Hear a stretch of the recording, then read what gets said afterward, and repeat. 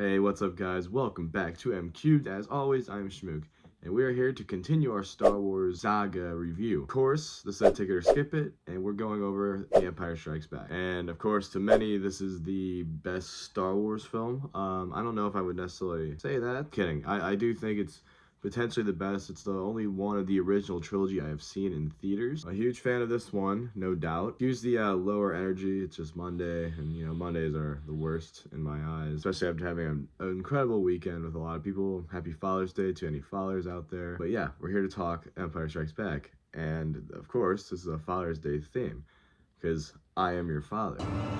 I am your father. Honestly, probably the biggest moment in cinematic history where it's like, oh, this is something big. Like, we are watching greatness unfold by watching this film, the sequel to one of the biggest movies of all time, A New Hope, right? And of course, this came out in 1980, so this was like a big start to the 80s. Frankly, one of my favorite times in film history, as a lot of my favorite movies in general. And this is, of course, one of them, and of course, the movie after this one, Return of the Jedi, is indeed two of my favorite movies of all time. So again, like, as I've said multiple times before, I don't know which one is exactly my favorite between those two, as well as Revenge of the Sith. But with this one, you have so much. Like, this is where you see our ragtag crew go through an epic journey without their whole party together. And you get to meet Yoda, for example, like the training of Luke on Dagobah. And then you have Han and Leia and Chewie and C-3PO going on their own mission to like not get caught by the Empire after escaping Hoth. And of course, these people are just like some of the like biggest icons and leaders of the galaxy. But it is frankly one of those things where it's like,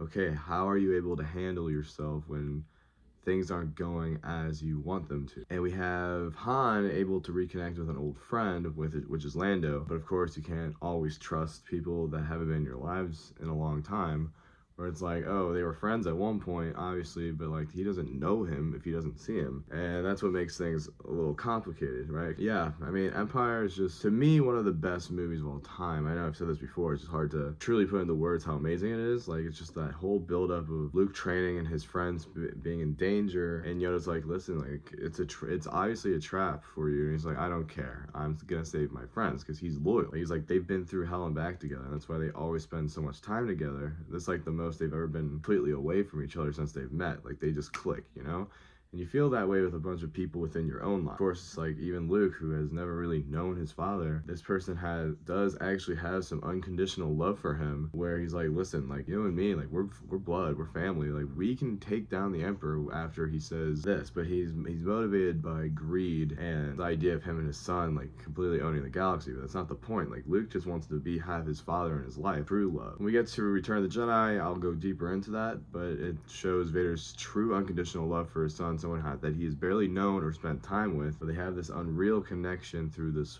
force in their blood too. But like, not all family is blood, where it's like Han, so like Luke or Leia is like, I love you to Han Solo, romantically of course, and Han Solo just goes, I know. He just knows. Like, he's not even force sensitive, but like, he's like, oh, I know what's going on in your head, even though I can't personally be inside your brain like with the force in general. I am rambling a little bit, but I still think it's a very powerful idea and message. Empire is just a powerful film about loss and found family and family in general, and how sometimes family's deeper than blood at times. But Return of the Jedi is where it's like, okay, nothing's more important than blood and family and your friends. But this one just shows like what you're willing to do, even risk your own life to save these people. Again, huge fan of this movie. I hope you haven't seen it, please go see it. I just know whenever I saw it, I saw it in an IMAX screening during COVID. I'm like, whoa, this is like, it's just always different seeing a movie on the big screen compared to just watching it at home, where you have way more distractions.